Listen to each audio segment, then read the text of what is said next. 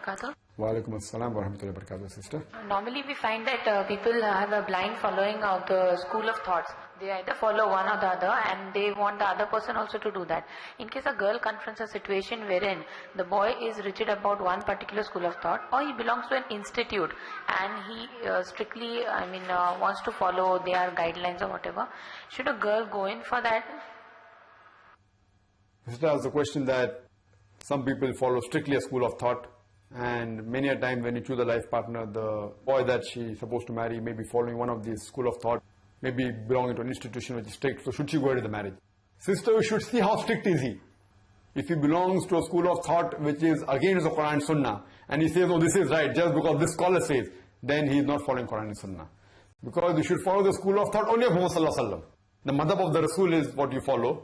And if he is strict about one school of thought, or if he just belongs to a particular school of thought, then if you're able to convince him that, see, all the four Aimmas, whether it be Imam Abu Hanifa, Imam Shafi, Imam Ahmad ibn Hanbal, Imam Malik, all the four Aimmas said that if you find my fatwa, which goes against Allah and Rasul, throw my fatwa on the walls. It means that all these Aimmas, these great scholars, they encouraged following Quran and the Sunnah.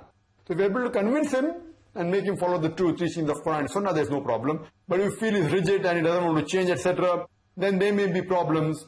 Then you have to see how rigid is he. And which school of thought does he belong to? Does he belong to a school of thought which is close to Quran and Sunnah, or a school of thought which is far away from Quran and Sunnah? So if he belongs to a school of thought which is far from Quran and Sunnah, and only in terms of rituals they are close to Islam, otherwise in practice they're far away from Quran and Sahih Hadith, then that person may not be very virtuous.